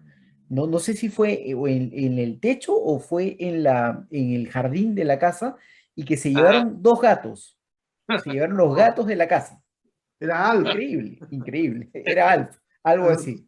Algo así. Sí. Y que a partir de ese evento habían dejado una especie de piedra que, bueno, eso es lo que contaba, porque yo tengo la grabación de la mujer, una de las testigos, que dice que era un medio de comunicación con estas entidades, y que habían llegado gente de Francia y había llegado gente de otros países a investigar el caso. Sí, no, no, me acuerdo en la hemeroteca, ya digo, de estos periódicos, algunos casos realmente muy interesantes, ¿no? Y yo pienso que no, los periodistas de esa época, sean de los 60, no, pero había casos de los 40 también, 40, 50, Wow. muy, muy interesante. O sea, eso realmente se debería reconstruir en todos nuestros Es países, como sea para los. Argentina, Claro, sea Chile, porque seguro que hay muchas que ni los propios ufólogos de esa generación han explorado, digamos, han indagado en los carpetones de los periódicos, ¿no? Porque claro. ahí Yo ya, tengo, yo, yo tengo un librito muy antiguo de Greenwald, no sé cuál es el nombre. sí, sí, ese Sí, libro, sí, Estudios Robert sobre Green, los sí, ovnis, ¿no? sí, sí, no, es un libro que fue editado en, en Perú porque Claro, Greenwald vivió en Lima, ¿no? Sí, claro, y claro. después se convirtió en criptozoólogo, pero cuando Sí, era joven vivió. Ya es ¿no? un libro que lo encontrabas, me acuerdo, mi primer vez que lo encontrabas en la calle, siempre había en Sí, la sí, sí. calle, lo vendían. En Quilca, ahí lo vendía. En Sí, Girón sí, Quilca, ¿no? Y hay sí, sí, yo Amazonas, lo sí. compré en este primer viaje y después lo encontré en otros viajes más, pero me acuerdo en el primer viaje estaba, era visible, ¿no? Sí, sí, Ya, sí. y un ¿No? Y ahí, muy buen libro, muy buen sí. libro. Utilicé muchas de las informaciones de Greenwald, la utilicé en este libro, más allá del proyecto Libro Azul, me Ah, sirvió. mira, excelente, ¿ah? Porque yo recuerdo que en el prólogo habla del APRO, ¿no? Es como que el inicio del APRO, Claro, después que no, fue en él MUFON, era corresponsal del APRO, era viejo, claro. sí, sí, fue importante dentro de la sí, yo hablé por teléfono con él, no, no lo conocí en persona, pero eh, años atrás hablé, era una persona muy, muy, muy linda persona, amena. Sí, Sí. mira, Después qué se fue buena al lado anécdota. se fue para el lado de Claro, criptozoología, ¿no? Y hizo sí, buenos trabajos en criptozoología. sí. Y ahí en New Jersey, antes de terminar, hay algún evento, ¿no? De este tipo extraño? Muchos se hablan del Mothman de New Jersey, creo que. Ah, de Jersey Hay, David, sí, el el demonio, ¿no? El diablo. y yo tengo una pareja amiga que dice que lo vio, que vio las pezuñas, que se había cruzado la carretera Así, volando, porque volaba, ¿no? Este es claro. tipo Jeepers Creepers, ¿no? Algo Sí. así. Sí, bastante serio, ¿no? Y que le habían visto, con detalle le habían visto las pezuñas, ¿no? Y que era al lado y era de noche, qué sé yo. Pero sí, el monstruo típico es el, el Jersey Devil, Ah, que se mira. dio ese de mini oleada de esos avistamientos, ¿no? Ese, hacia el siglo pasado, ¿no? Hace 1800 y pico, ¿no? Y después avistamiento, pero durante esa semana desafió, eran múltiples los avistamientos y las huellas en la nieve, porque se dio durante el invierno, y dejaba las huellas tipo cabra, ¿no? Tipo mira. así. Sí, sí. No, era solo, y la policía buscándolo y salían los cazadores, fue algo realmente una leyenda. Sí, New Jersey tiene varias historias, desde la transmisión famosa de Orson Welles, que sucede realmente ya en esta, ¿cómo se llama? Watermills, norte de Jersey, hasta estos avistamientos. Bueno, la historia de Fort Mammoth, que es otra área 51, que es un tema que yo desarrollé unos años atrás, con el tema de reversión, con el tema de los avistamientos de radar que les contaba, que da origen al Project Blue Book. ¿Qué más? La primera muestra de la película de Roswell a los soldados dentro de este formamos son temas que muy pocos conocen, ¿no? Ya, o esta zona también es una zona bastante militarizada, el Camp Evans, unas, es un, zonas de, bueno, los Bell's Labs, que también ahí desarrollaron muchas invenciones abruptamente desde la década del 50 hasta ahora, ¿no? Que los teóricos de la teoría conspirativa, de lo que pasó, lo que se consiguió reversionar de la nave estrellada de Roswell fue realmente recuperada y llevada a estos laboratorios militares para desarrollar avances en el radar, en el láser, en los módems, en lo que es la base de computación. También New Jersey fue el lugar donde Wernher von Braun fue llevado y capturado y mantenido, digamos, en interrogación después de que lo trajeron de Pinemouth, ¿no? Directamente para empezar a desarrollar, digamos, la cohetería aeronáutica, ¿no? Eso fue otro de los temas, ¿no? Es un tema donde, bueno, Edison desarrolló la lamparita. En Menlo Park también es parte de ese ThinkLab que conecta, digamos, los Bell Labs, la Rand Corporation, ya, o sea, son zonas de que entre la ciencia y la ciencia ficción toman realidad. Excelente, Alex.